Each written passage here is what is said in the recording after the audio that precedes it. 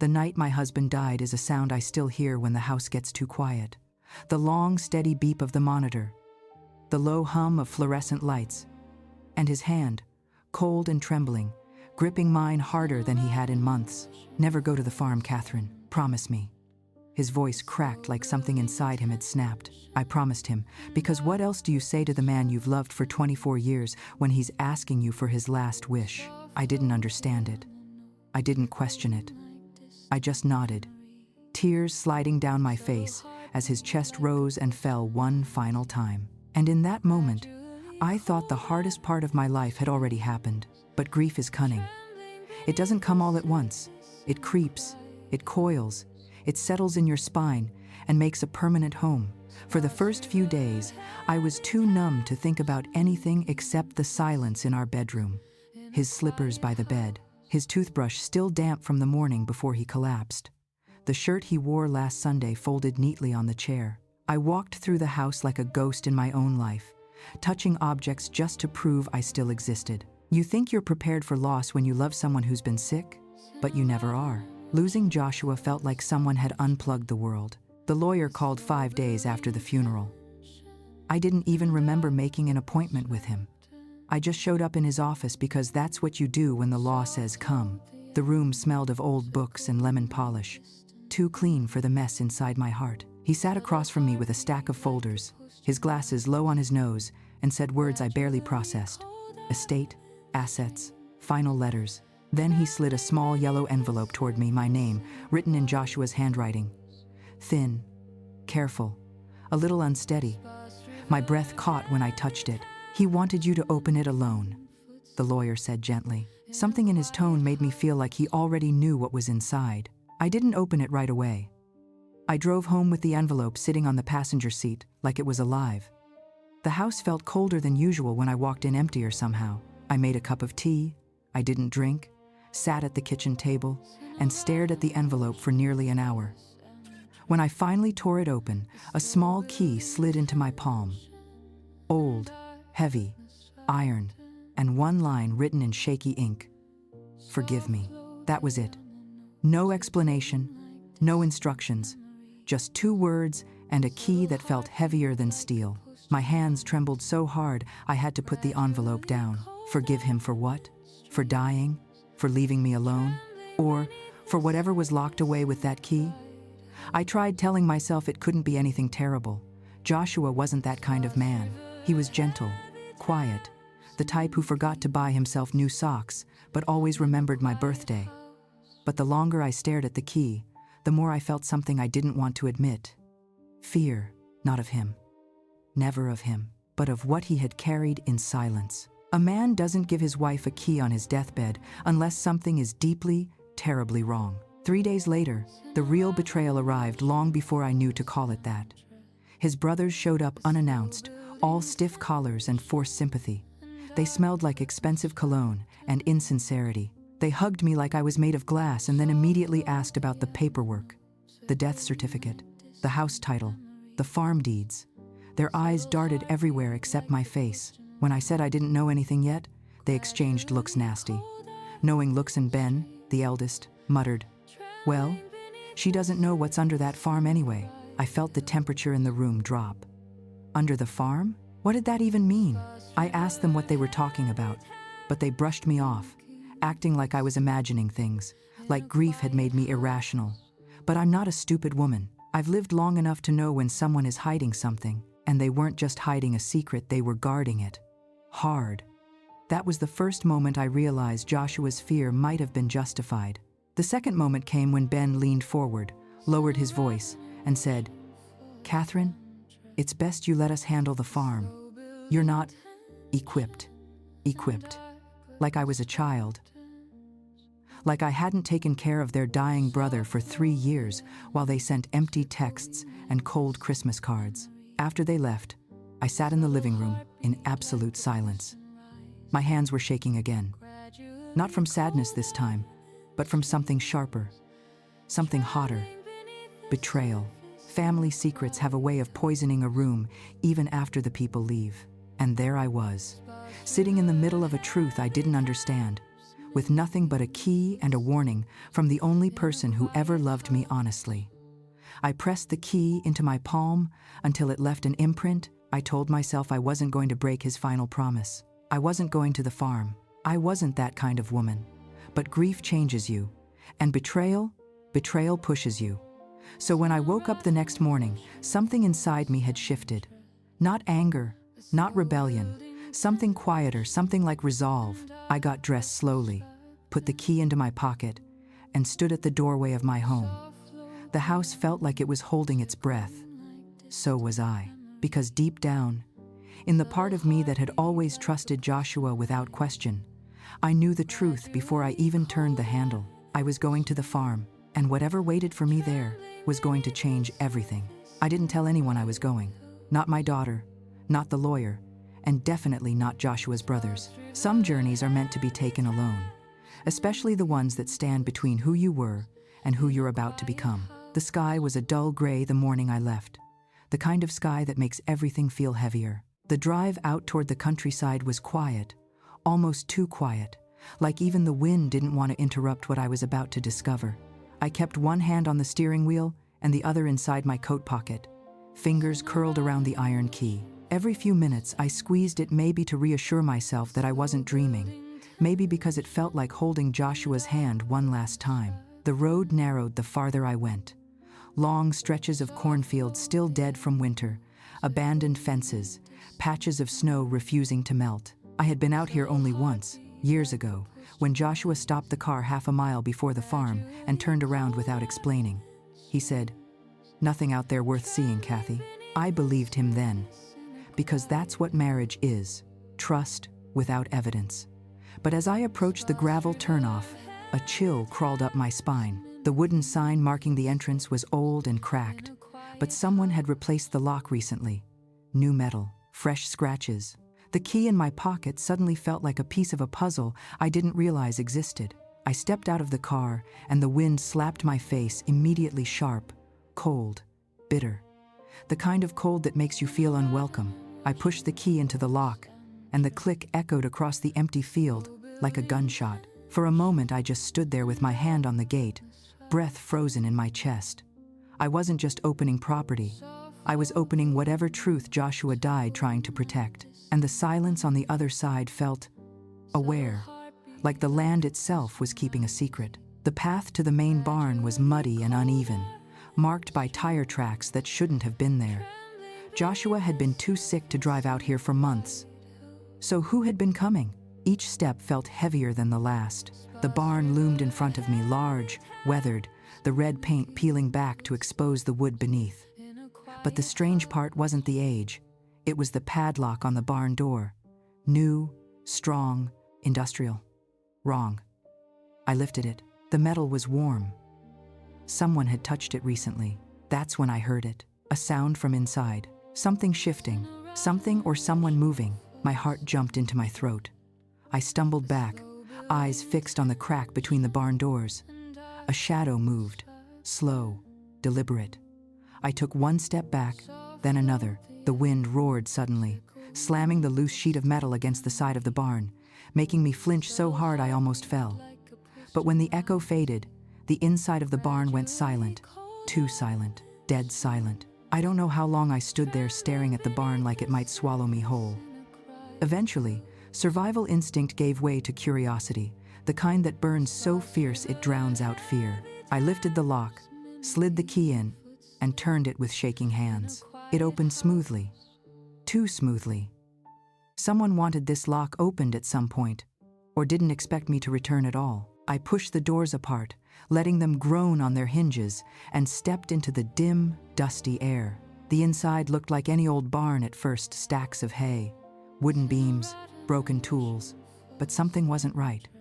The hay on the floor was disturbed in clean, straight lines, not the way animals move, the way people drag heavy objects. My eyes followed the marks to the far left corner, where a massive shelving unit stood. It didn't match the rest of the barn, too modern, too deliberate, and the boards behind it didn't line up. Something inside me whispered, "Push it." I planted my hands against the metal shelf and leaned my weight into it. It shifted. A hidden door revealed itself, not quite open, but cracked just enough for a stream of light to spill out. My breath caught. "Joshua, what did you hide?" I squeezed the gap and pulled the door open fully, expecting dust, forgotten tools, maybe a locked trunk. Instead, I found a staircase, a steel staircase, leading down. My knees weakened. Joshua was gentle, sentimental. He built birdhouses on weekends and cried at sad movies. He wasn't the kind of man who built secret basements. But someone had, and it wasn't older than a few years.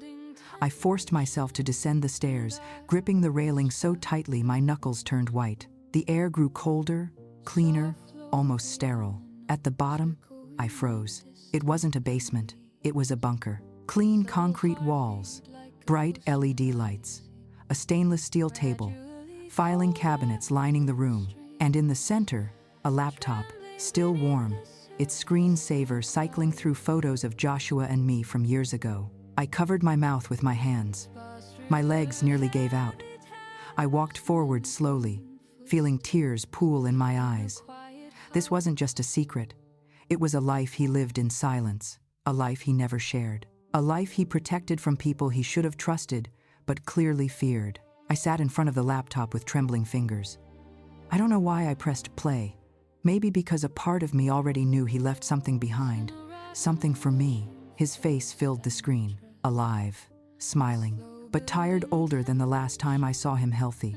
"If you're watching this, Catherine, then they know I'm gone." 2000. My heart shattered. His voice cracked, and I felt something inside me crack with it. "I need you to hear the truth before they twist it. The farm isn't what you think. And my family, my brothers, they're not the men you believe they are. Life do is a..." I leaned closer, my pulse hammering. "And what's buried under this land? It's the reason I couldn't tell you. It's the reason they'll come for you. It's common to..." My breath stopped. "They'll come for the land. Hubred." He swallowed hard. "And for what's beneath it?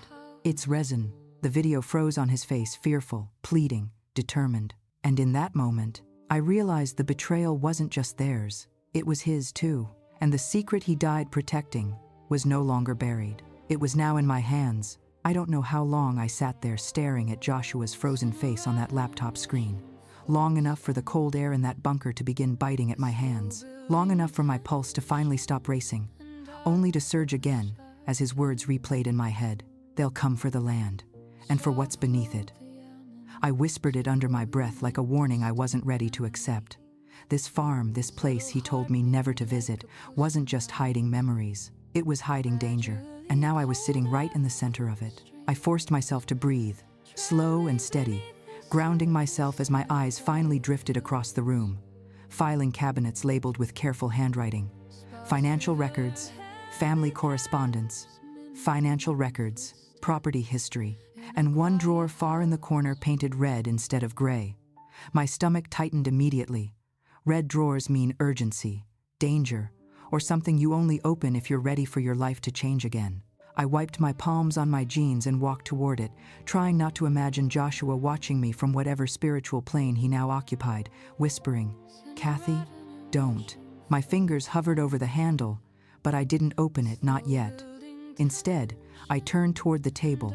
A map lay spread across it, corners pinned down with metal clips. At first glance, it looked like an ordinary land survey, but the markings, thick red circles clustered in the western fields, made my skin crawl. I traced one with my finger, feeling the roughness of the ink where Joshua had pressed too hard. It wasn't just oil, I knew it without knowing how. Something about the density charts, the drilled core samples, the handwritten notes. Joshua hadn't been an oil engineer, but he was thorough, obsessively so. My throat went dry as I read his handwriting. Confirmed second survey, do not disclose. Quote, value exceeds initial projections. Keep quiet. To IRCC. Brothers cannot know. 2-3. The words cannot know were underlined 3 times, each stroke heavier than the last. Suddenly the tire tracks outside made terrible, perfect sense. He wasn't the only one surveying this land. Whoever had been here recently had known something, suspected something, or wanted something I still didn't understand. I swallowed hard, closed the map gently, and pressed my hand to the table to steady myself. The bunker felt smaller now, walls inching inward. Or maybe that was paranoia finally settling into my bones. I straightened, knowing I couldn't leave without at least understanding the one thing Joshua clearly feared most. The red drawer. My hand shook as I opened it. Inside was a single folder. Not thick like the others, thin, like the contents had been reduced, filtered, curated on purpose. It was labeled with 2 words that made my breath catch in my throat. For Catherine. Question. I sank into the metal chair behind me. For a moment, I couldn't bring myself to open it. Being a widow does strange things to your mind.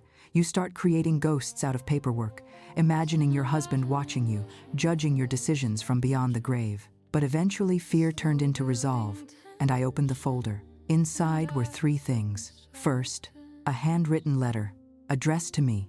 Second, a USB drive, black, unmarked. Third, a photo that nearly stopped my heart. It was Joshua, much younger, standing in front of this same farm. But he wasn't alone. Beside him stood 3 other men, tall, dark hair, strong jawlines, the resemblance unmistakable. His brothers, all in their early 20s, their arms around each other, their smiles wide, except Joshua's. His looked forced, tight, like someone pretending to belong. A date was written on the back, August 1997, and beneath it, one chilling sentence, "Before everything changed," end quote. I picked up the letter with trembling hands. Joshua's handwriting was neat as always, straight, meticulous lines that almost hid the emotion buried in his words. My love, if you are reading this, then the time has come for truths I never wanted to burden you with. There are things my brothers did, things I couldn't forgive, things I couldn't let touch our life in Minnesota. They will come to you when I'm gone, wearing kindness like a borrowed suit, and they will try to charm you the way they did everyone else. Do not trust them. I was not accept. I gripped the paper tighter, my eyes scanning faster. You must understand something about this land, something I didn't learn until far too late. The farm was not just our childhood home. It was the place where my father hid things, money, documents, and later, deals. Terrible deals, illegal deals. The kind of deals my brothers helped him with, and then pretended they knew nothing about. They buried their sins here, Kathy, and I spent half my life trying to dig myself free of them. Quote, my breath trembled. I kept reading. There is something under the western field, something my father used this land to hide, something my brothers will claim belongs to all of us. But it doesn't. They lost their rights to this place the day they betrayed me, and eventually, the day they betrayed the law. I think. The chair beneath me felt suddenly unstable. What had Joshua uncovered? What could possibly be buried beneath this soil that was worth so much? I flipped to the next page. If things escalate, and they will use the USB, it contains everything. Every transaction, every name, every secret. Enough to keep you safe. Enough to destroy them if necessary. I have resin fronds, my pulse hammered in my ears. They will underestimate you. Let them. It will be their undoing. I was Sia. His final line punched the air out of my lungs. I love you, Kathy. I only wish I could prepare you for what comes next. I pressed the letter to my chest and closed my eyes. The weight of his words settled around me like storm clouds. Joshua hadn't kept secrets out of selfishness. He'd kept them out of fear of what his own blood might do. I stood abruptly. I needed air, light, space.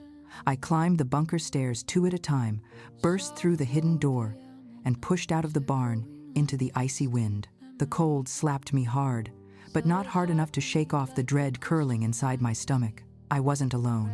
I felt it before I heard it, a presence, then the soft crunch of footsteps behind me. Slow, deliberate, getting closer. I turned my head just enough to see movement near the tree line. A tall figure watching me, not approaching, not running, just watching. My breath caught, and then they stepped back into the shadows and vanished. The figure disappeared so quickly I almost convinced myself I had imagined it. Almost, but fear has a way of sharpening the senses, and every instinct in my body screamed that someone had been there watching, waiting, measuring me the way a predator studies its prey. The wind hissed through the bare branches, slicing across my cheeks. But the cold wasn't what made me shiver. It was the realization that the secrets Joshua feared weren't buried in the past. They were alive, moving, breathing, and now staring directly at me. I backed toward the barn slowly, refusing to turn my back on the tree line. My heart slammed against my ribs, pushing adrenaline through my body until I could feel my pulse in my fingertips. Whoever that was didn't run away, they simply stepped out of sight, as if they knew the land well enough to vanish without sound. And that meant one thing: they had been here before. This wasn't a trespasser or lost hiker. This was deliberate, intentional, someone familiar with Maple Creek Farm, someone with a claim to it. When I finally reached the barn door, I slammed it shut and threw the bolt across. My breath came in hard bursts, fogging in front of my face. I leaned against the wooden frame, letting my body absorb the weight of the moment. It would have been so easy to fall apart right then.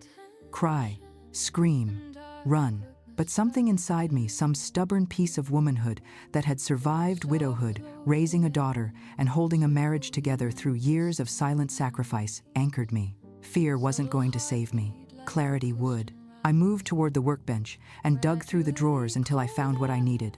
An old farm flashlight, metal and heavy, the kind that could double as a weapon if necessary. My fingers tightened around it. If someone wanted to intimidate me, they'd picked the wrong widow. I wasn't leaving. Not after what I had read. Not after what Joshua had built. Not after what he entrusted me to protect. I pushed out of the barn again, sweeping the flashlight across the field, illuminating only blowing snow and brittle grass. Nothing. No tracks. Whoever watched me had been careful enough to leave no visible trace, or the fresh wind had erased it already. Either way, the message was clear.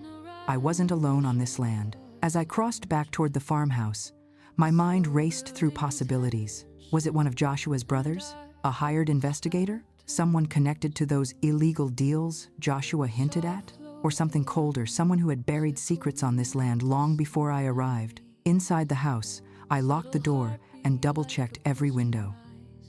The silence pressed in heavy, like the house itself was holding its breath. I set the flashlight on the kitchen table and pulled out the USB drive Joshua left me. I slid it into the laptop, hands trembling with a mixture of dread and determination. A single folder appeared on the screen. Do not open unless necessary, even to do.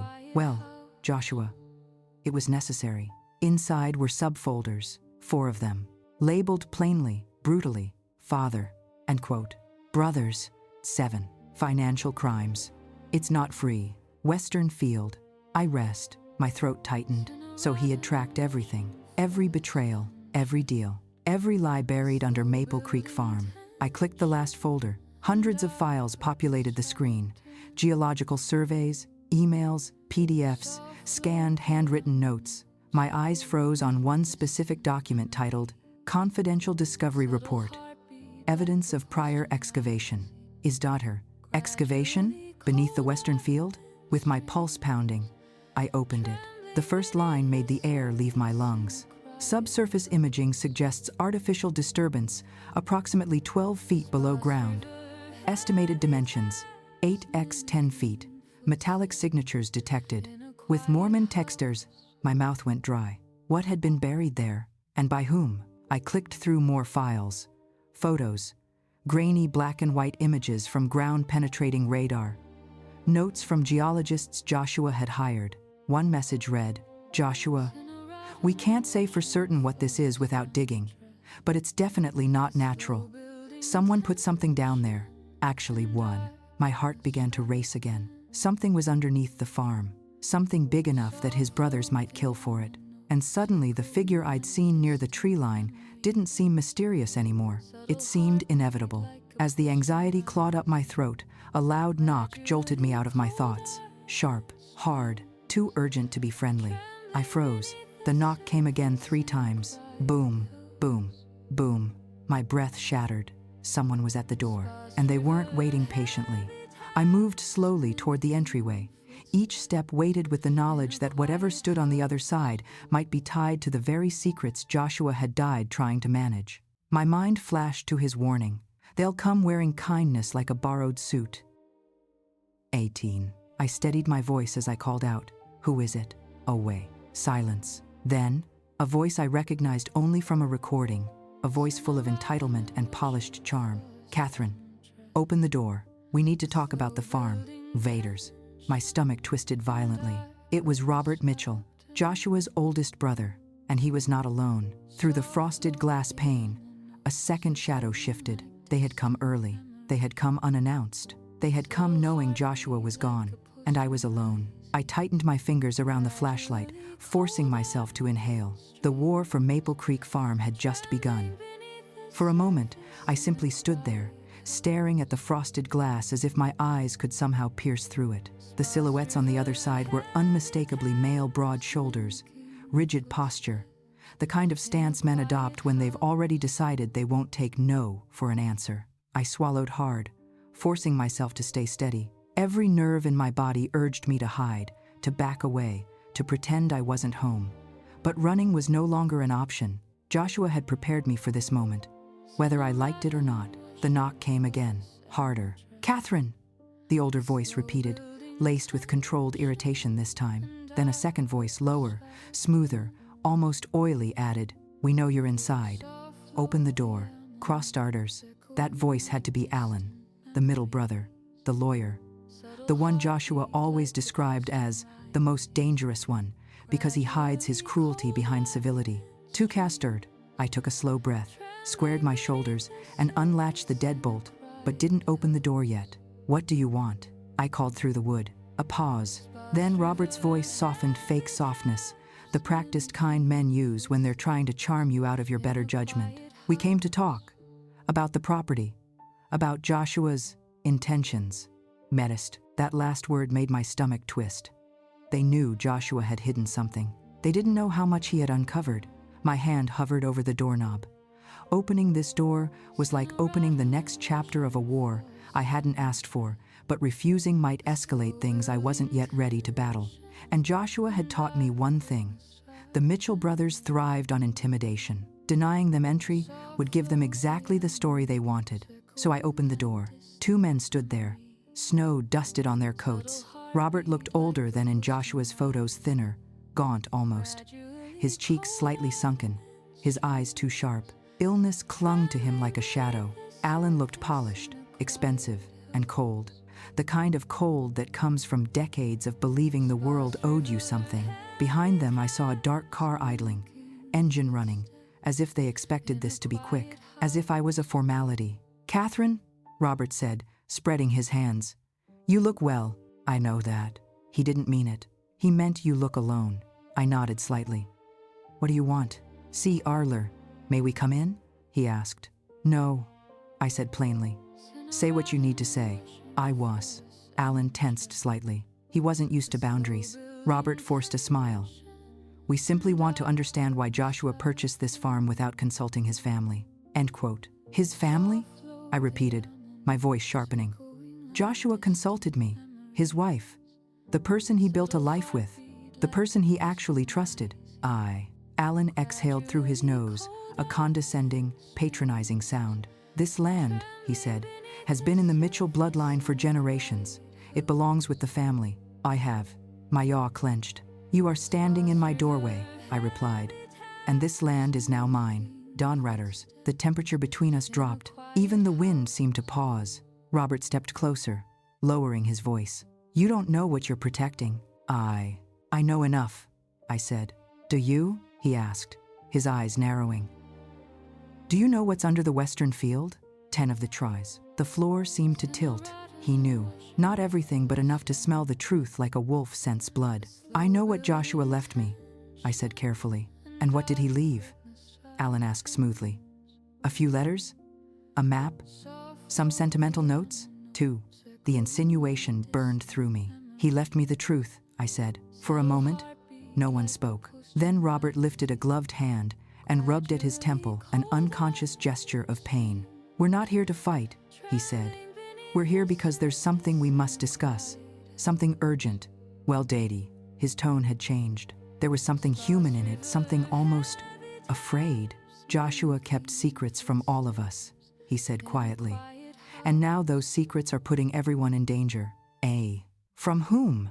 I demanded. His eyes flicked briefly toward the tree line behind me, which meant he had seen it too. The shadow I saw earlier wasn't just a stranger, it was connected to them. "Let us inside," Robert said again.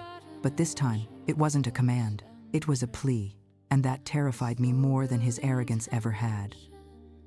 I hesitated, and that hesitation was enough for Alan to step forward with a folder under his arm. A legal folder, a threat, disguised as paperwork. He began to open it, but Robert stopped him with a look.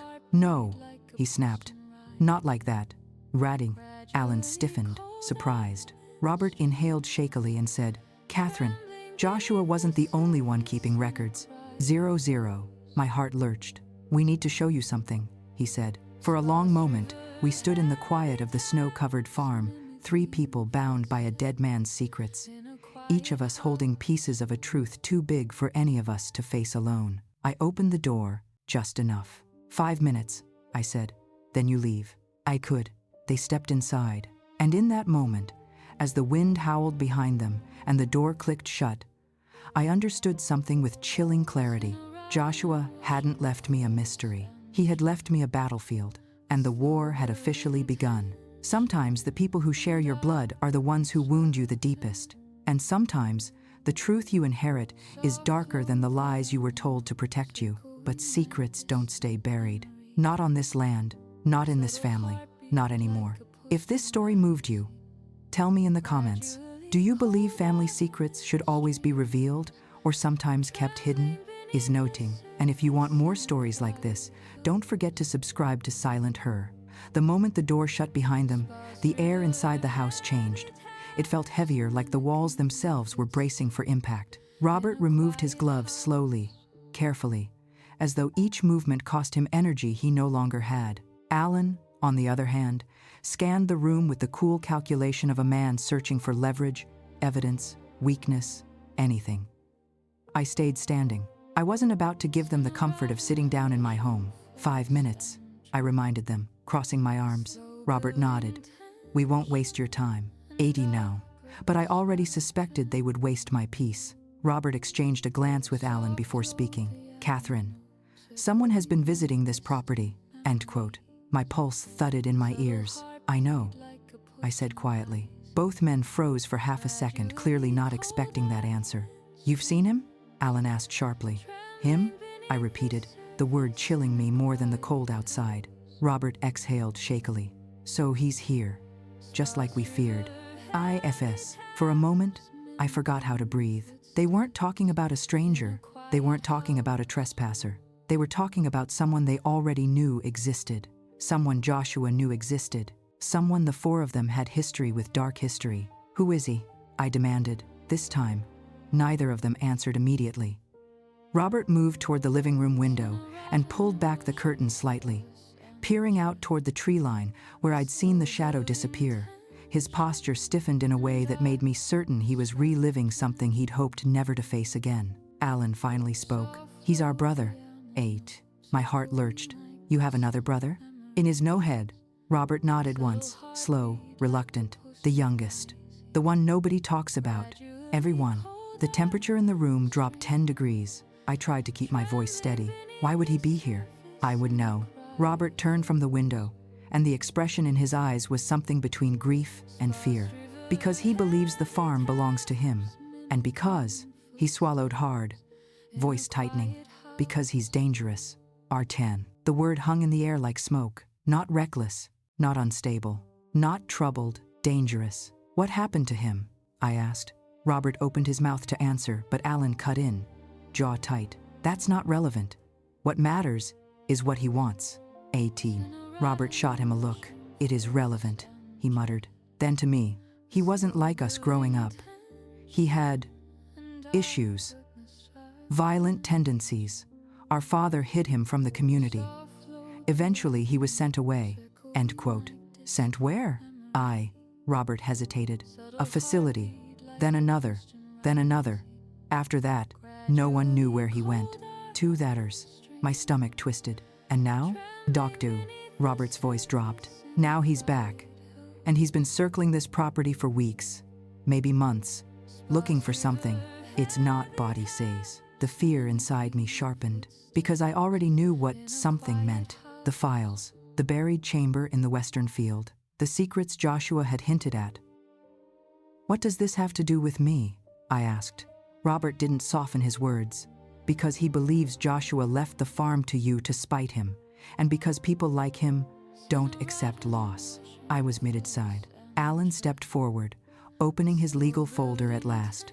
We came because we want access to the farm records, and to whatever Joshua left you is very forry. There it was, the real reason, the real motive, wrapped in fear but still greed at its core. No, I said sharply. You don't understand, Alan pressed. If he finds whatever your husband was hiding, Robert cut in, voice suddenly raw. It won't just be about land anymore. It will be about revenge. It is eventuays. I stepped back. My breath trembled in my chest. You're telling me your brother is violent, unstable, and possibly stalking this property, and you think I should give you access to Joshua's files? Yes. Alan clenched his jaw. We need to know what we're dealing with. What is end for one? A bitter laugh escaped me. So do I. And Joshua trusted me, not you.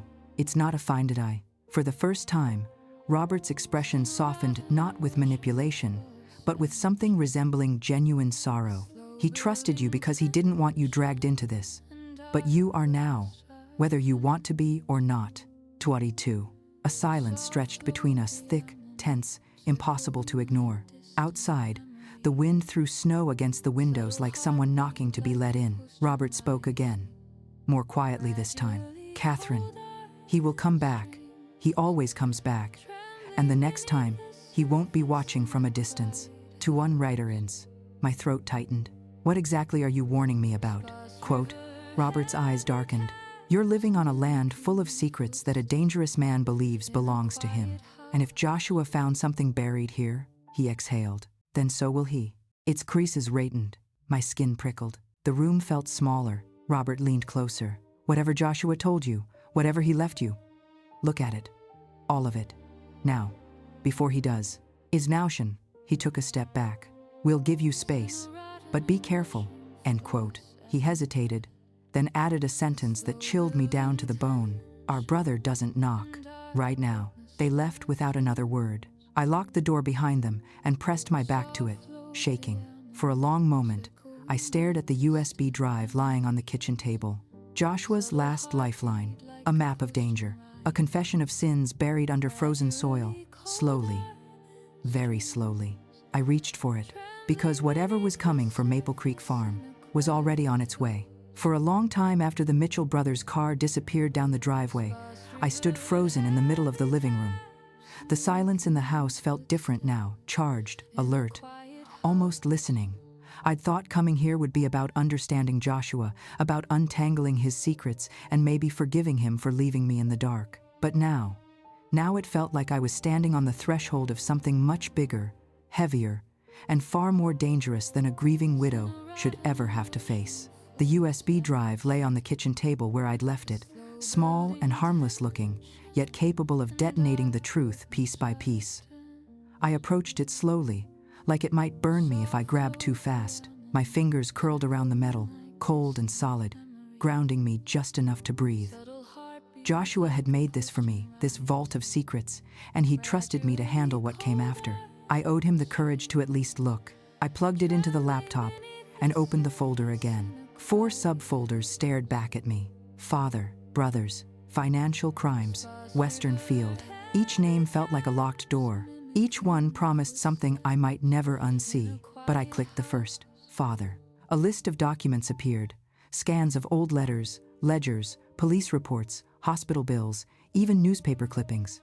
I opened a file titled Personal Ledger, July 1986. My blood chilled as I read Joshua's father's handwriting, the numbers carefully recorded. Payments, large ones, cash only, to names I didn't recognize, and next to each line, WF12, WF12, WF12, I frowned. Western Field, tall feet. The depth the geologists had noted. My stomach twisted. I clicked another file, a scanned police report from 1987. Anonymous complaint. Illegal activities on Mitchell property. Insufficient evidence. Case closed. To read it. A second report, same year. Missing person. Last seen near rural farmland.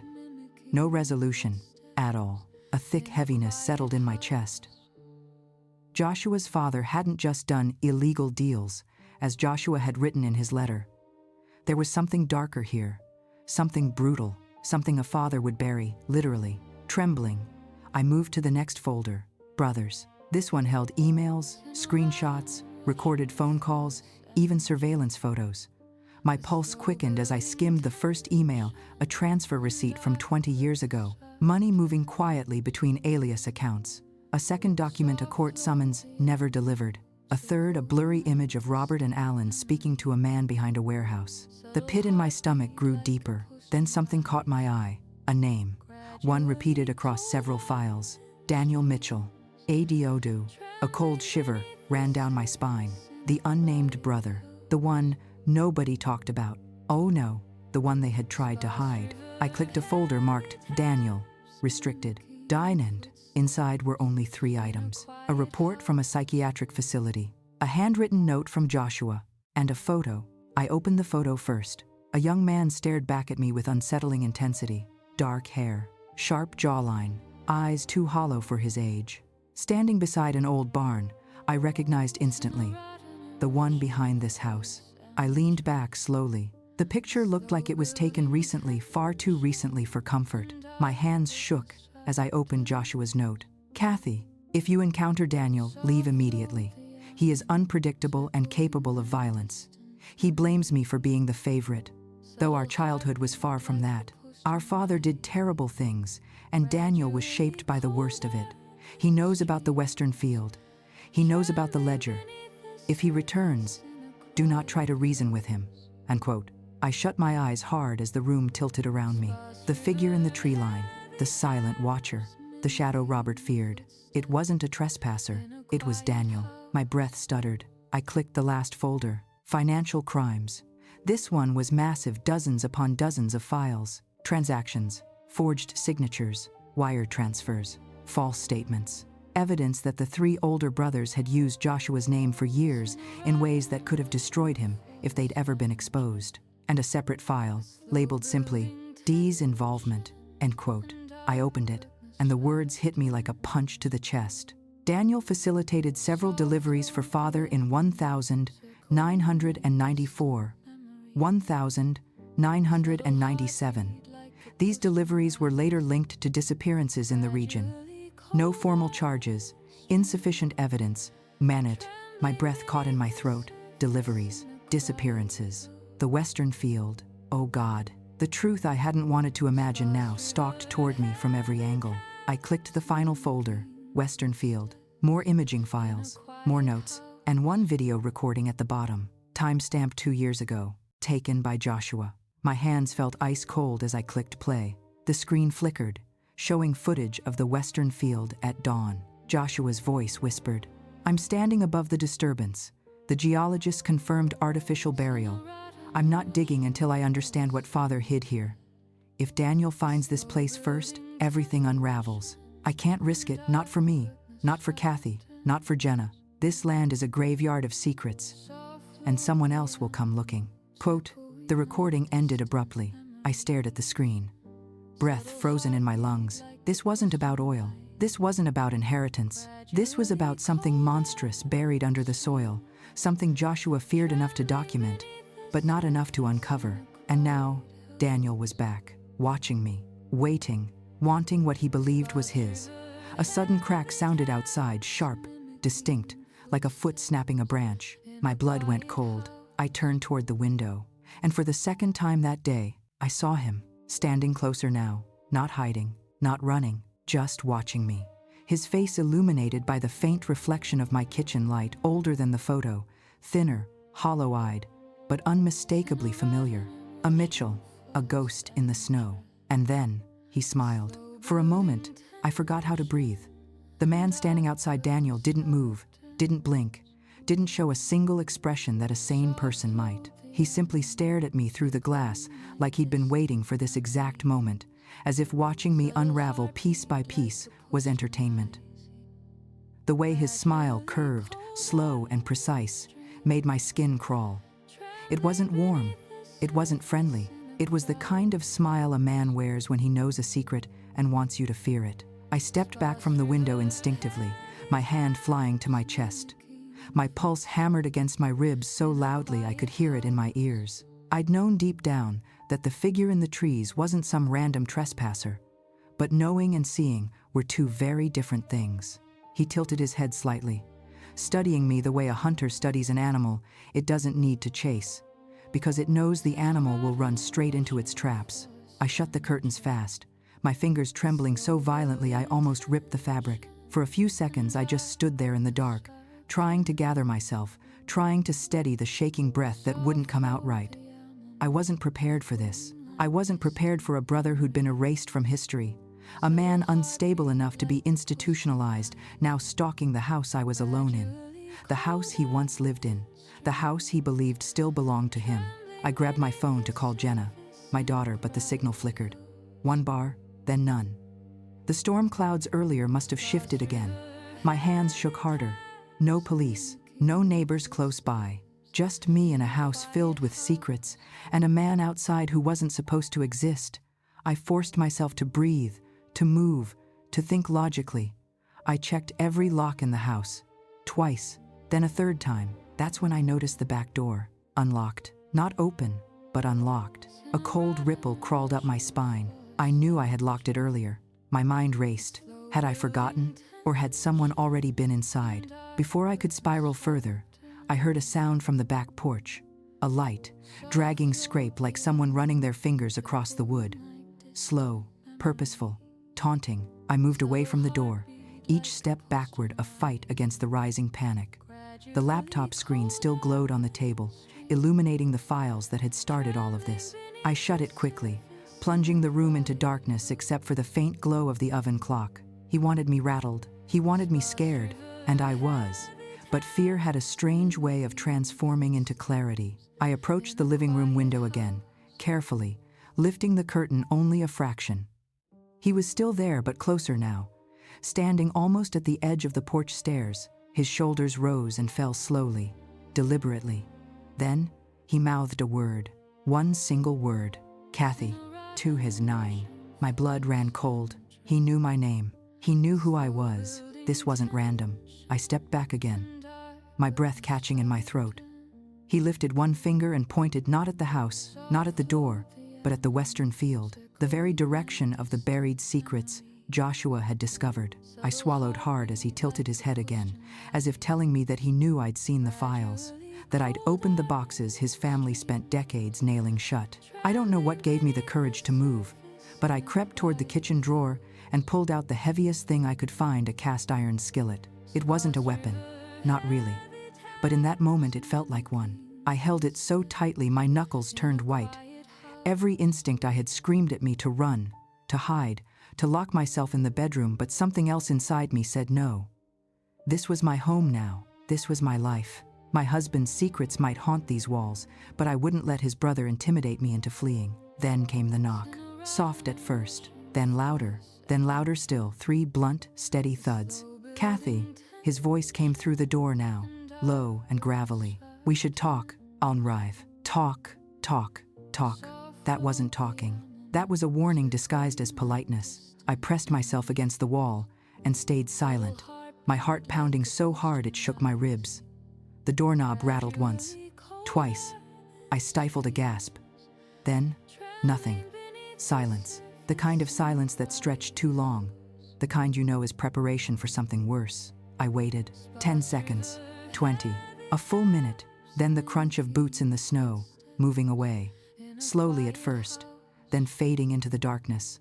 I didn't dare look out the window again until I was sure the footsteps were gone. But when I did, I nearly collapsed. On the porch, left neatly against the door, was a small metal object. I swallowed the panic as I stepped closer.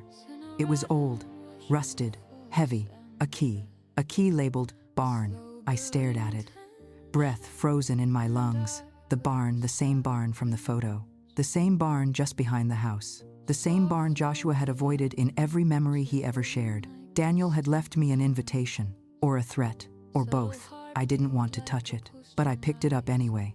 Because now I understood something I should have realized long ago.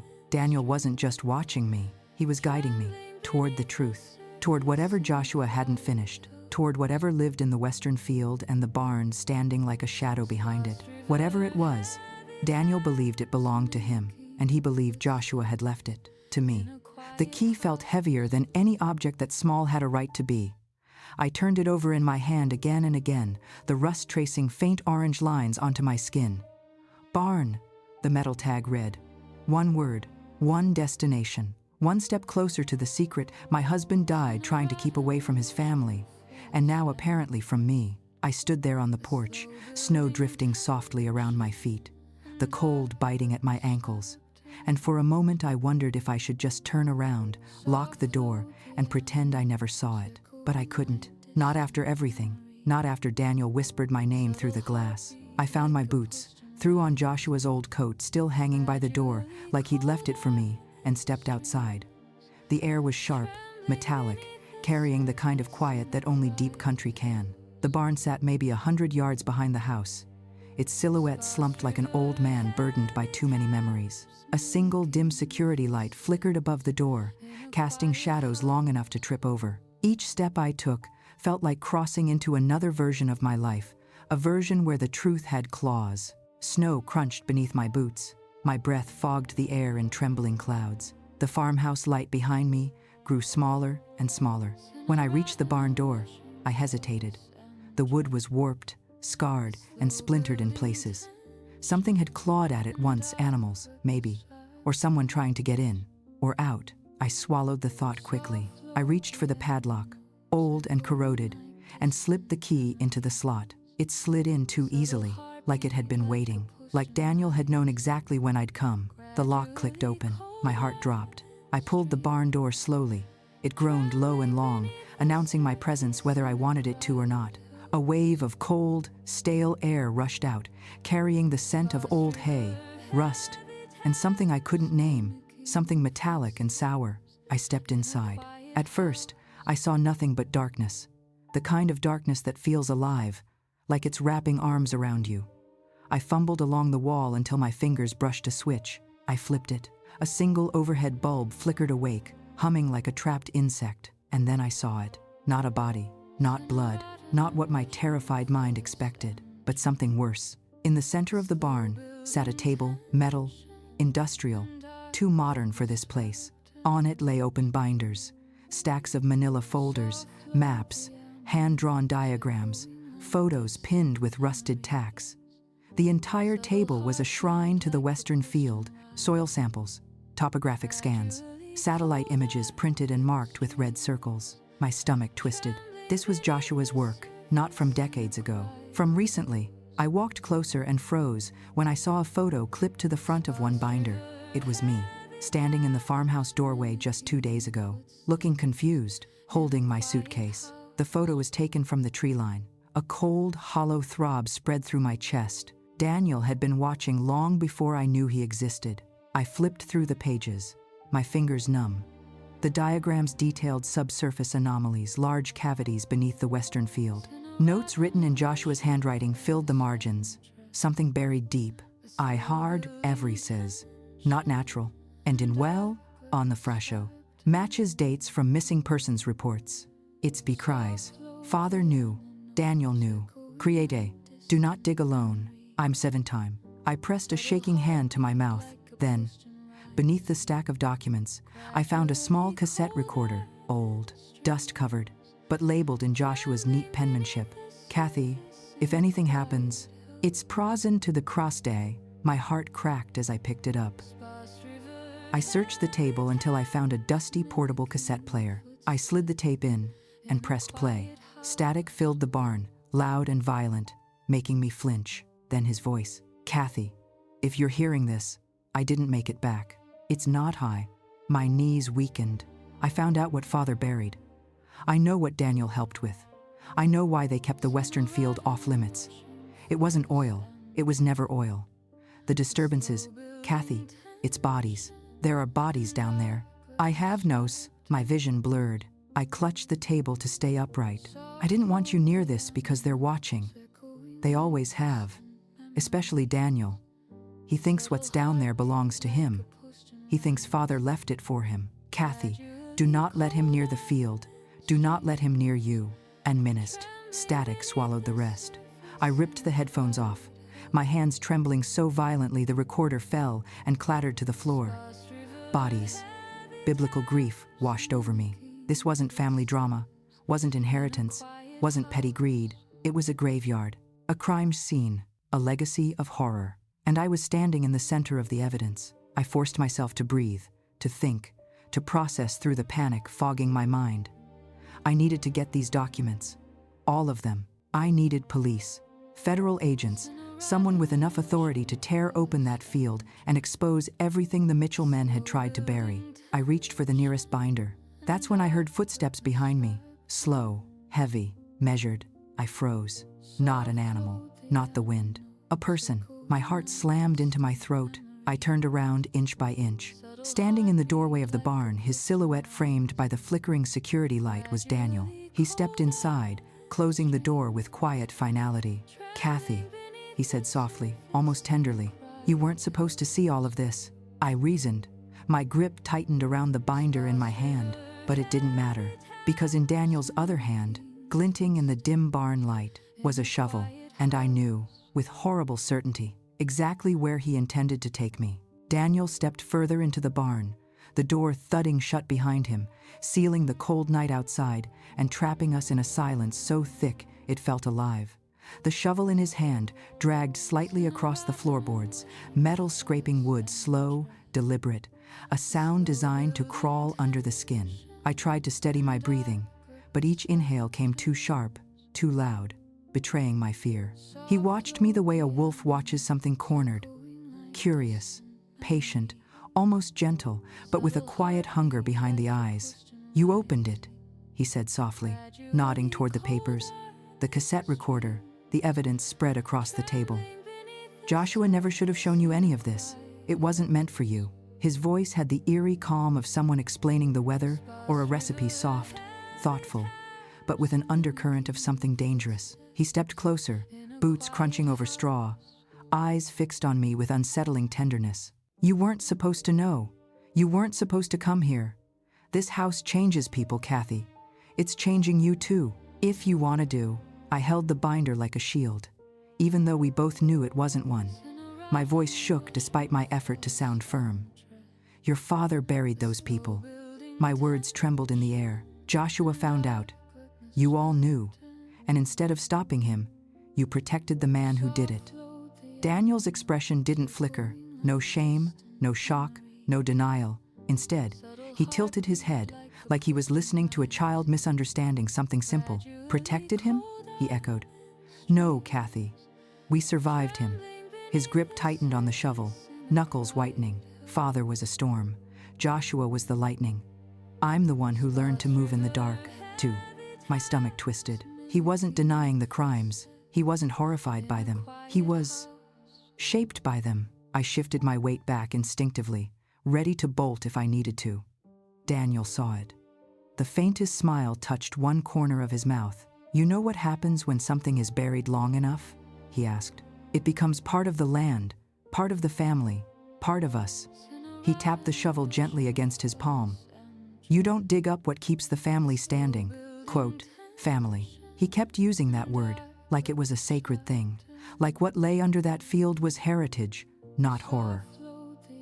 "I'm calling the police," I said, though we both knew the signal was too weak. "This ends tonight. Joshua died trying to expose the truth. I won't let you hide it again." My voice cracked on the last word, but the sentence still stood between us like a line he couldn't cross. Daniel's eyes softened, not with affection, but pity. "That's why he loved you," he murmured.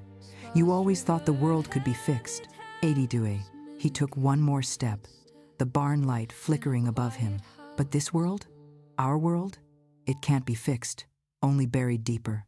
I felt terror claw up my throat. Then something changed. His eyes shifted, not at me, past me, toward the table, toward the binders, toward every scrap of evidence Joshua had collected. And that was when I understood. He wasn't here to hurt me. He was here to erase Joshua's work, every file, every photo, every truth that could destroy the Mitchell name forever. My fear snapped into something sharp, something steady, something that wasn't courage exactly, but desperation wrapped in love. I grabbed the nearest binder and pressed it to my chest. "You're not touching a damn thing in here." The words came out stronger than I expected.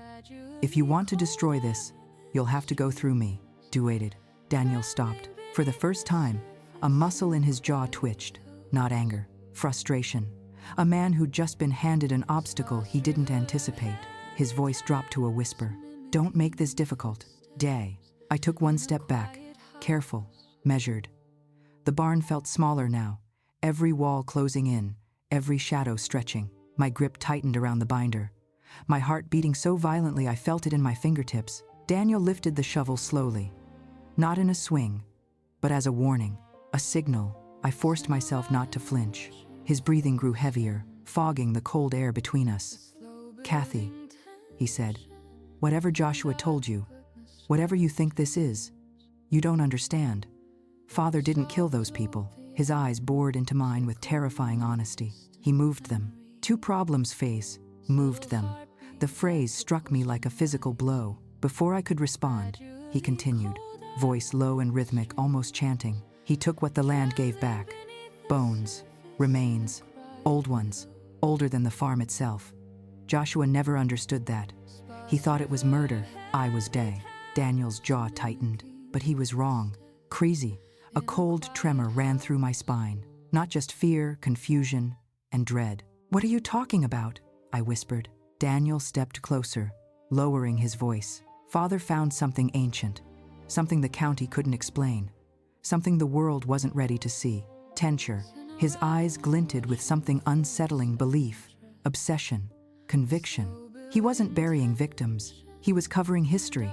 Eventual redders, history, ancient remains, bones. My mind reeled. The missing persons reports, the deliveries, quote, the ledger, the disturbances underground. None of it aligned with Daniel's story. None of it made sense, unless Daniel truly believed his own delusion. He took another step. "Father trusted me with the secret, not Joshua." Another step. "Not you.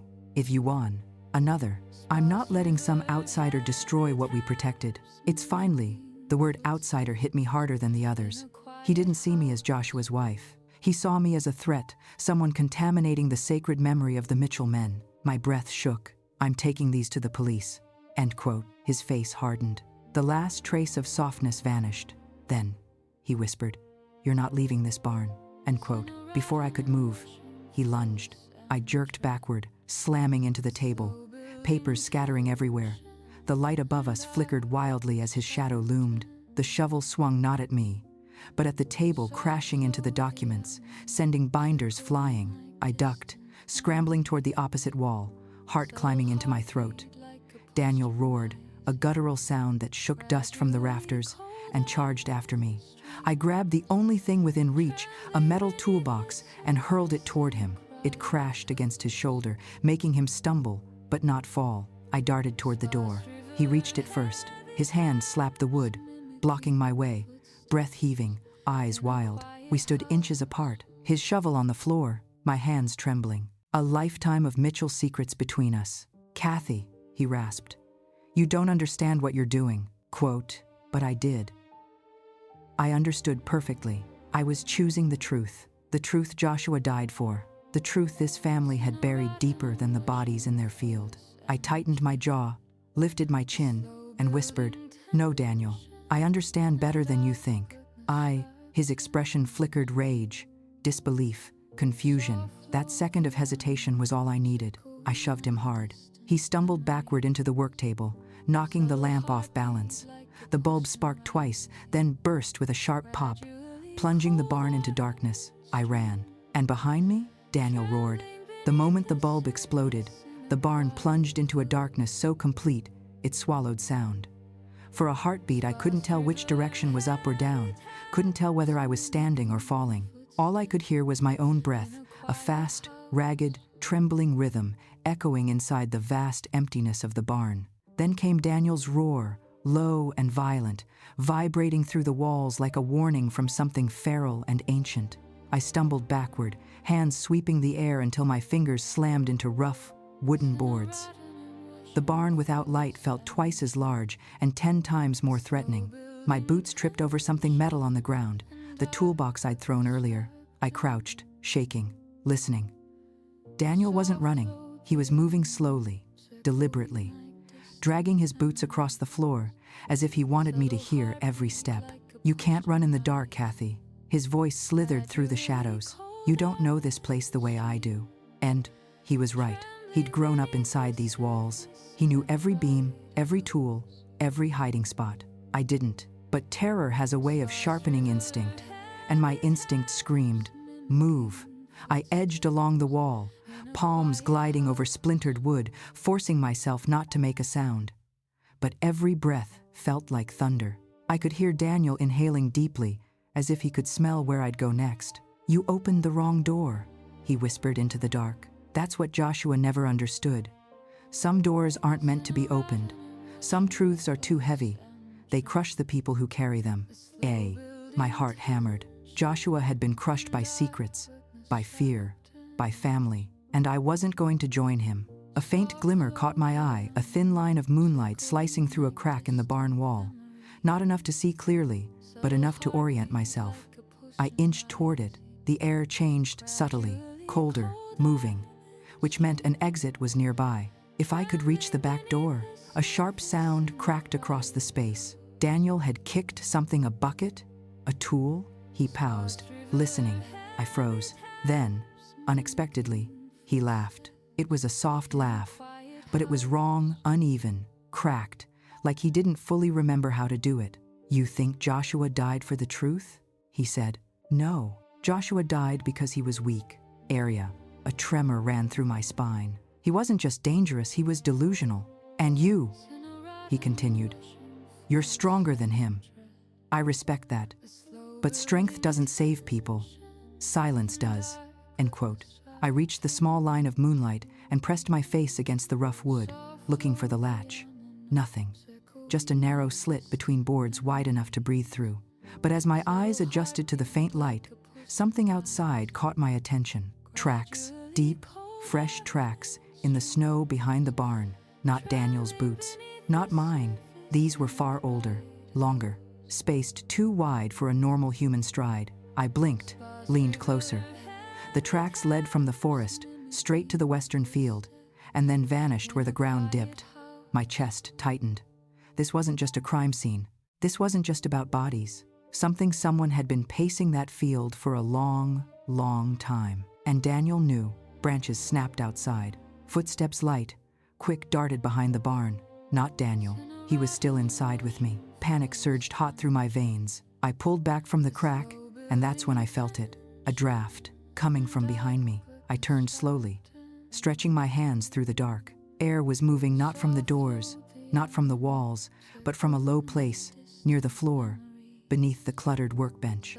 I crouched, pushing aside a tarp. My fingers brushed cold metal, a hinge.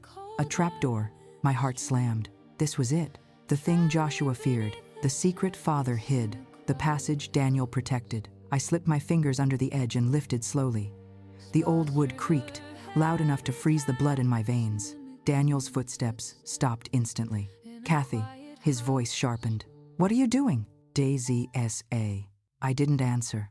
I flung the trapdoor open. A rush of cold, stale air hit my face, carrying a smell that made my stomach twist. Earth, dampness, and something faintly chemical. The darkness below was absolute, a black pit with no bottom, but metal rungs disappeared downward, slick with age. I didn't know where it led.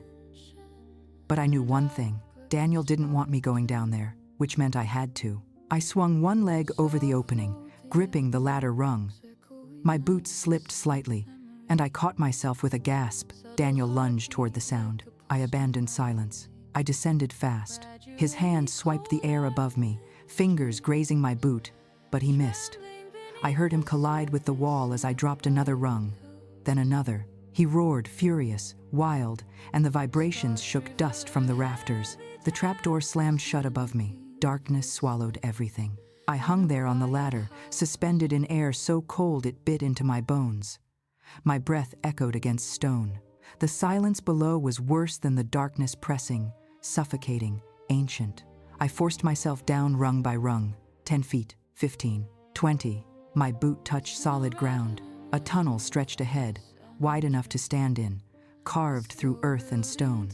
Its ceiling was reinforced with beams far older than the barn. A faint metallic hum pulsed through the walls, like machinery or something alive far ahead. I wasn't alone down here. Something shifted in the far darkness. A scrape, a slow inhale, then a voice, hoarse, fragile, unmistakably human, whispered, "Joshua?" Today, my blood froze. Because it wasn't Daniel's voice, it wasn't Joshua's voice. It was a woman's, and she sounded like she hadn't spoken in years. For a moment, I didn't move. I didn't even breathe. The tunnel was so dark, so silent, that the tiny whisper seemed impossible, like an echo from a dream or a memory that didn't belong down here, but it had been real. A woman's voice, fragile, scratchy, trembling with the kind of exhaustion that only comes from years of isolation. My heartbeat thudded through the narrow passage, loud enough I was certain she could hear it. I swallowed hard, my lips dry. "I'm not Joshua," I whispered back, my voice barely carrying over the stone. "My name is Kathy." End quote. A long silence followed, so long I wondered if I imagined the voice entirely. Then, faintly, the sound of someone shifting, dragging against the floor or wall, like bones reluctant to move. "Kathy," the woman repeated, testing the name as if tasting it. Then, "He said you might come." Dan Cruz. Cold swept through my spine. Joshua had been here. He hadn't just suspected something underground, he'd found someone alive. I forced myself to step forward cautiously, one hand tracing the wall for stability. The cold deepened the further I went, until the air felt damp, metallic, almost stale. After a dozen steps, a faint glow appeared ahead, a little ember of light flickering weakly.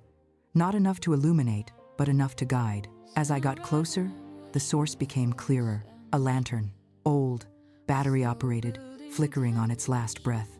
And beneath that dim glow, I saw her. A woman sat slumped against the tunnel wall, wrapped in a threadbare blanket, her hair long and matted, streaked with gray where it wasn't tangled. Her cheeks were hollow, her skin pale and stretched thin. She wasn't young. She wasn't old. She was worn like grief sculpted into a person. Her eyes lifted as I approached, and even in the dim light, I saw recognition. Not recognition of me, recognition of the name she'd spoken. "Joshua," she whispered again, her voice cracking. "You came back." I cried, my chest clenched. I knelt beside her, slowly, hands raised so she didn't flinch. "I'm not him," I said softly. "I'm his wife." I found. Her breath hitched. Her fingers twitched toward mine, hesitant, trembling. "Wife," she murmured, eyes scanning my face as if searching for proof. "He spoke of you. He said you were the only one who saw him. Really saw him."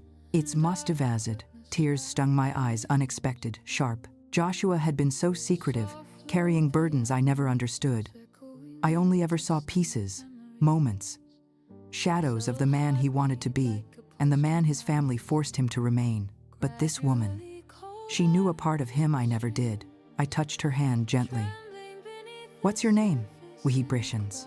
Her lips trembled. For a long moment she didn't answer. Then, barely audible, "Lydia." And proof. Lydia. A name I'd never heard in all our years of marriage. But the moment she spoke it, something clicked, something faint but familiar. I'd seen that name before, in the ledger. On the old police report Joshua found. Missing Lydia Mercer, 1987. I have with ground of the minute. My breath caught. No, it couldn't be. "You," I choked softly. "You've been here since?" I would not. "Not always here," she rasped, shaking her head weakly. "But always trapped, always watched, always watched." The word sent cold needles through my skin. "By Daniel?" I whispered. Lydia's entire body flinched at the name. Her eyes filled with raw terror so visceral it made the tunnel feel suddenly smaller, suffocating. "He feeds the dark," she murmured. "Moves the earth, keeps the field quiet, like his father taught him. It's Pharisees." Oh God, she wasn't delusional. She was traumatized. "Lydia," I said gently, "how did you get down here?" "Well," a hollow laugh escaped her lips, bitter, broken.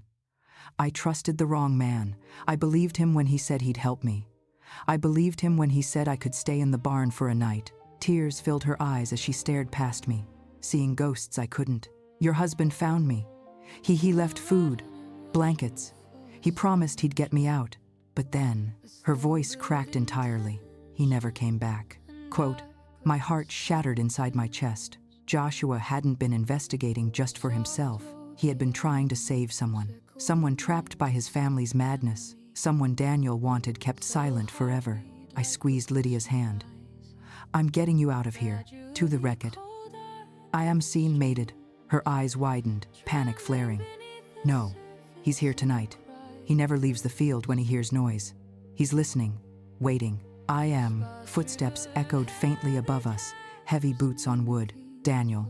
Lydia recoiled, curling in on herself like a wounded animal. Please, she whispered fiercely. You have to run. If he finds you down here, he won't let either of us leave. Really. Her terror was so real, so intense, it sparked instant survival instinct in my veins. But I wasn't abandoning her, not after what Joshua tried to do. Lydia, I breathed, leaning closer. There's a ladder. A trap door. I got down through it. She shook her head violently. There's another way. The tunnels connect to the old root cellar beneath the farmhouse. He boarded it up years ago, but the boards are weak. You can break them, but you have to hurry. I have no. Above us, the barn door slammed open. I heard Daniel's muffled voice echo down the hole. Kathy, if you're down there, come back up. This isn't what you think. Feeling. Lydia grabbed my wrist with surprising strength. He lies, she whispered harshly. He always lies. And well. I swallowed back a surge of terror. Can you walk? I asked. She nodded, though her body trembled. I looped her arm over my shoulder and helped her stand. Her weight was feather-light, terrifyingly fragile. We began moving slowly down the tunnel, each step echoing, each breath too loud. Behind us, the trapdoor rattled, hard. Daniel was trying to open it. Lydia's nails dug into my arm. Faster, she whispered. Please, I'm 7. We stumbled through the dark, the tunnel curving, narrowing, sloping upward. I could hear wood creaking behind us, Daniel descending the ladder. Then, ahead, a faint glow. Not a lantern this time. Moonlight filtering through old floorboards.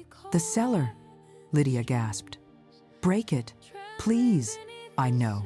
I reached the rotted boards overhead, braced my legs, and shoved with everything inside me. They cracked, splintered, gave way. Moonlight poured down on us like salvation.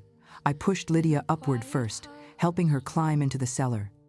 Then I pulled myself through, chest burning, arms shaking. Below us, the tunnel echoed with a single, devastating sound. Daniel's voice, closer than ever. Kathy? Ace. We didn't have seconds left. We had one. I slammed the boards back into place just as Daniel reached them. The boards thumped closed above the tunnel just as Daniel struck from below. The impact sent a jolt through my hands, splinters raining onto the dirt floor. Lydia let out a strangled cry and clung to my arm, her breath coming fast, sharp, terrified. I could hear him below us shoving upward, his boots scraping against stone, his voice rising through pure rage. Kathy, don't make me do this. Is Dade. Do what? My blood ran cold. I grabbed Lydia's wrist. We need to move. Now. Thanks for watching. The old cellar stretched around us, dusty shelves, rusted tools, jars of preserves from another century. Only one exit, a narrow wooden staircase leading up to a door I wasn't sure would open. My pulse pounded in my ears as I dragged Lydia with me toward the steps, each plank groaning beneath our combined weight. Behind us, another crack. One of the boards snapped. His fingers appeared through the jagged gap, clawing at the wood. Lydia whimpered. He's coming.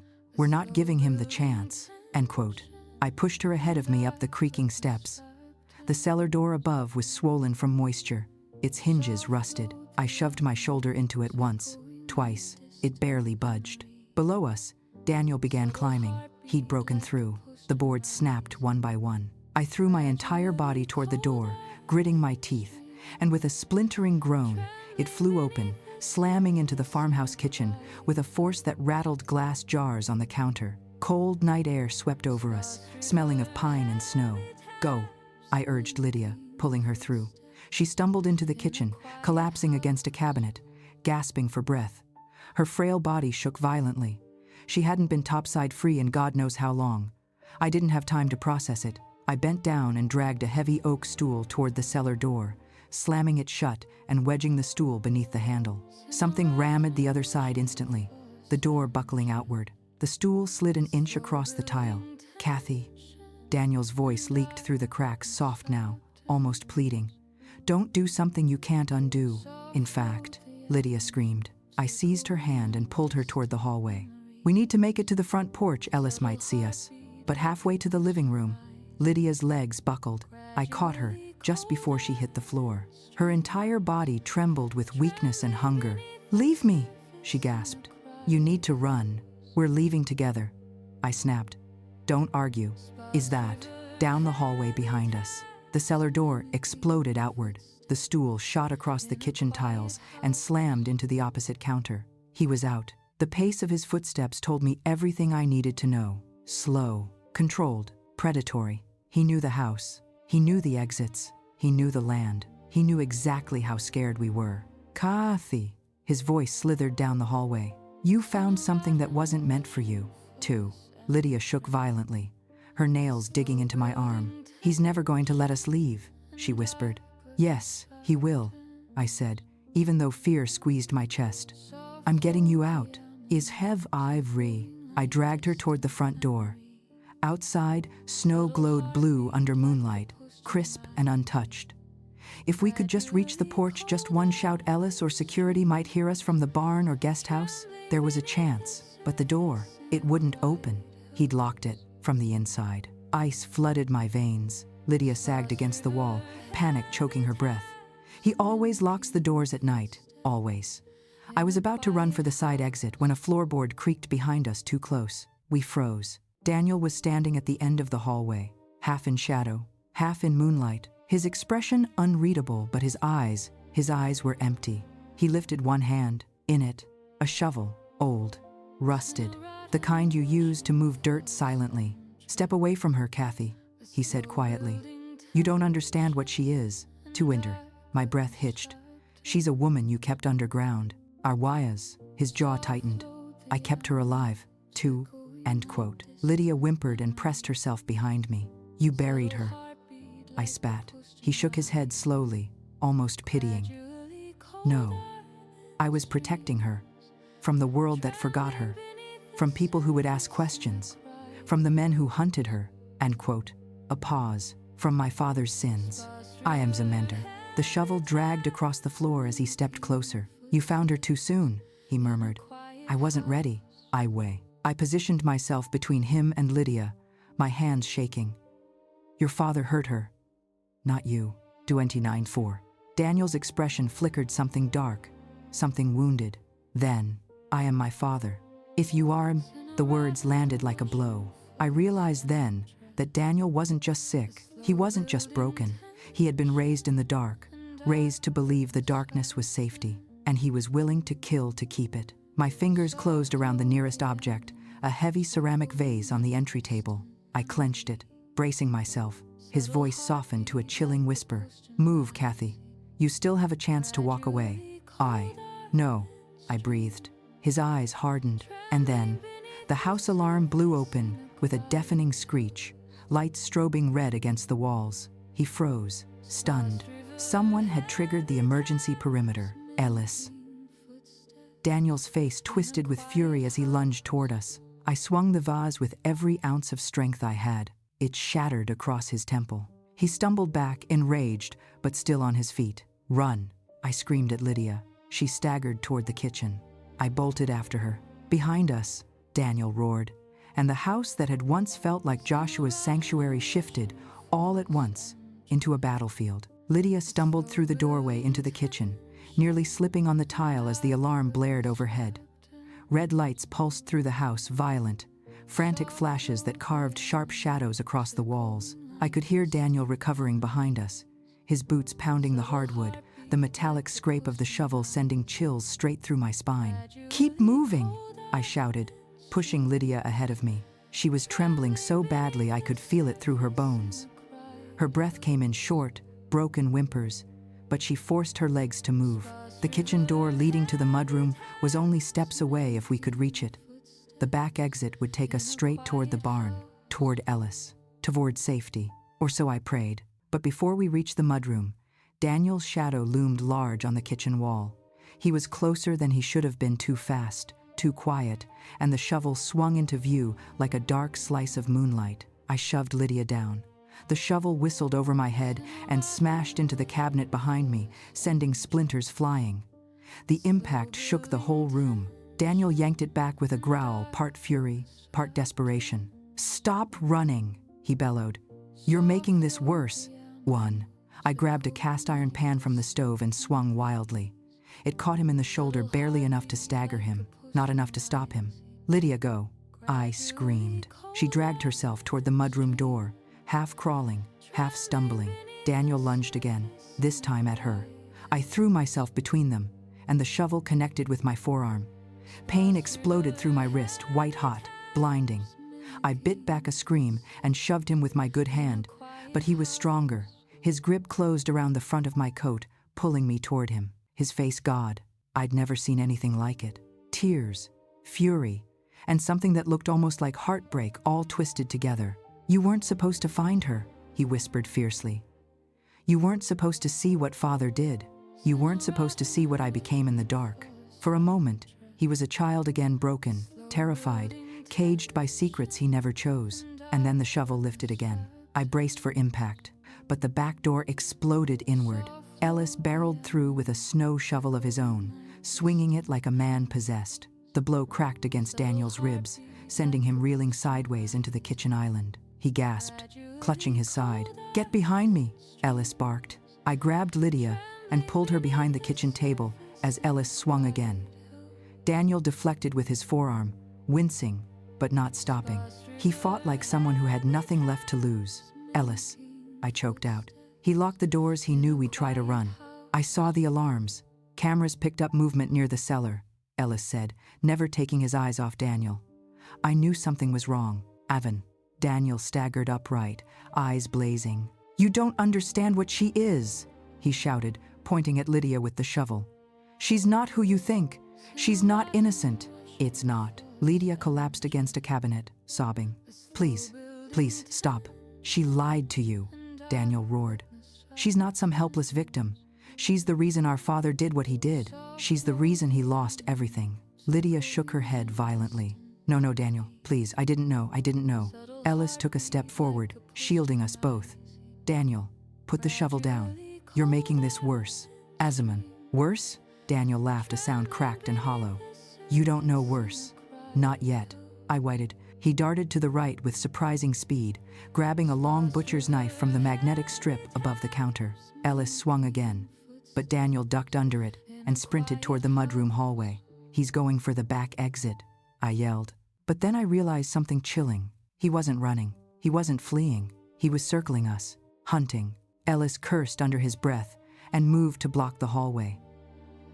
"Stay behind me," he said again, gripping his shovel like a spear. Then, a soft, broken whisper drifted through the noise. "Kathy, I need to tell you something." Lydia, her frail hand tugged at my sleeve. Her eyes glassy, terrified, held a truth she'd been gripping for years. "I wasn't just trapped," she whispered. "I was hidden. They hid me after what happened, after what I did." I won. I froze. "What you did?" "I was Prodox." She swallowed hard. Her lips trembled. "I wasn't Daniel's victim." A trembling breath. "I was his mother's secret." 8-9. The world tilted beneath me. "What?" I whispered. Lydia clutched my wrist, her nails digging into my skin. "She forced me to run away with her to protect me from him, your father-in-law. But I was a child myself. I couldn't take care of her. I couldn't keep us safe. Everything that happened, it's because I failed her." "Right." My pulse thundered. This changed everything. She wasn't just a woman Daniel imprisoned. She was tied to their family history in a way none of us knew. "But Daniel blames me," she sobbed. "He thinks I caused what happened to his mother. He thinks I left her to die." 2-1 I stared at her, at the desperate truth unraveling before me, when a sudden thud jolted the far wall. Daniel slammed his shoulder into the mudroom door, trying to break through from the other side. He was close, too close. Ellis gripped his shovel tighter. "Kathy, there's no more running. We end this now." "It's not rote."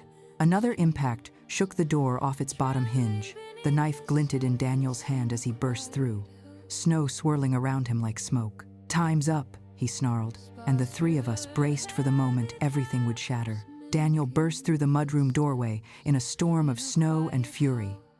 The wind behind him howled through the broken frame, flinging ice across the kitchen tiles. His hair was soaked, his breath ragged, the knife shaking in his grip, not from weakness, but from the weight of everything he'd carried alone for decades.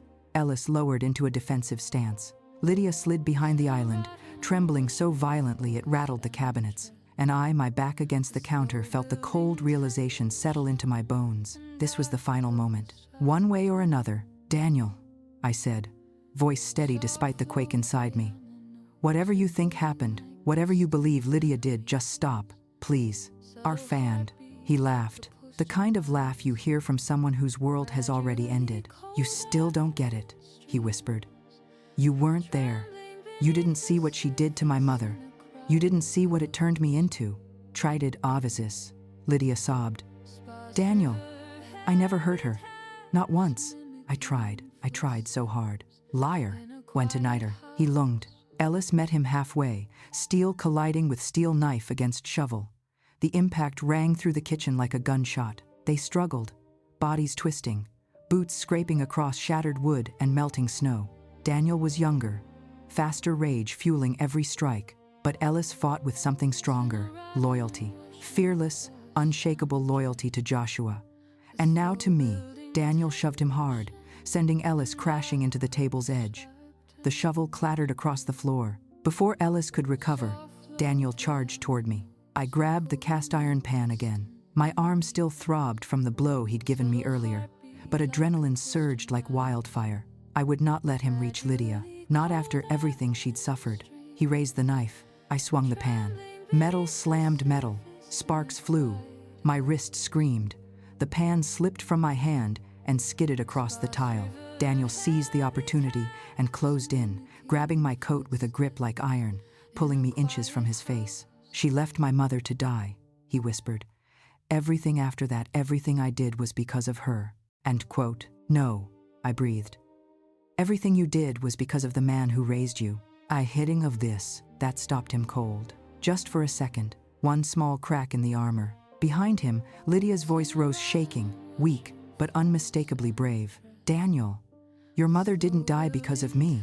It is Duig." She crawled from behind the island, tears streaking her gaunt cheeks. "She died protecting me." 2-1. Daniel turned slowly. The knife lowered a fraction. "What?" 2-3. Lydia's lips trembled, but her voice held a heartbreaking clarity. "I was 12. Your father locked us both in the barn one night. He said he'd had enough of her rebellion, enough of her running every time he hurt me. It's really live as now." I sob. "She tried to get me out. She smuggled food to me through the floorboards. She covered for me when I hid under the boards. She took the beatings meant for me." "Renon rearance." Daniel shook his head violently. "No, that's not. When she tried to run with me," Lydia whispered. "He caught us at the edge of the creek. He pushed her. She hit the rocks. And when she didn't get back up, he told you I'd done it, that I dragged her away from you, that I had stolen your mother, if you will to." Silence. Breathless. Frozen. Then Daniel's expression cracked open: pain, disbelief, denial, grief colliding all at once. He staggered backward, clutching his head. "No, he wouldn't. He told me." "He lied to both of us," Lydia said, sobbing. "And he made you his weapon. I have demand." Daniel's knife slipped from his grip and hit the floor with a sharp metallic clatter. He collapsed to his knees. The fury drained out of him like water spilling from a broken glass, leaving behind nothing but a hollow, wounded man who had spent his entire life chasing a lie. Ellis stepped forward cautiously, but I held out my arm. "No," I whispered. "Let him process this. I know time." Daniel looked up at us, tears streaking his face in raw confusion. "I didn't know," he choked. "I didn't know. I know," I whispered back. "That's why it ends tonight." "Way." He closed his eyes, and for the first time since I'd met him, he wasn't dangerous. He was just broken. Security arrived minutes later. The sheriff followed. They handcuffed Daniel gently, almost delicately, because he didn't resist. He moved like a man finally freed of a cage he never knew he was in. And Lydia, frail, shaking, held my hand so tightly I could feel her heartbeat through her skin. Weeks passed. Lydia received medical care, therapy, nourishment, warmth. She blossomed slowly, like a flower long deprived of sunlight, finally reaching toward spring. Daniel, from behind his cell walls, asked for Lydia's forgiveness every week. He didn't always phrase it perfectly. Trauma rarely translates cleanly. But he tried, and for her own healing, she chose to forgive him not for his sake, but for hers. As for me, I walked every inch of the farm Joshua left behind. I repainted the art studio. I took writing lessons on midnight. I started reclaiming the legacy he'd built for me, a legacy of courage, clarity, and truth. I learned something during those months. Family isn't just blood. It's the people who choose healing when hurt tries to define them. It's the people who tell the truth, even when it breaks the world open. It's the people who stay. And one night, sitting on the porch with a mug of tea warming my hands, I whispered into the quiet, "Until tomorrow, my love." If this story resonated with you, if you felt the heartbreak, the fear, the triumph, tell me in the comments which moment shocked you the most and why. And if you want more stories of courage, secrets, betrayal, and quiet revenge, subscribe to Silent Her. Your voice keeps this channel alive.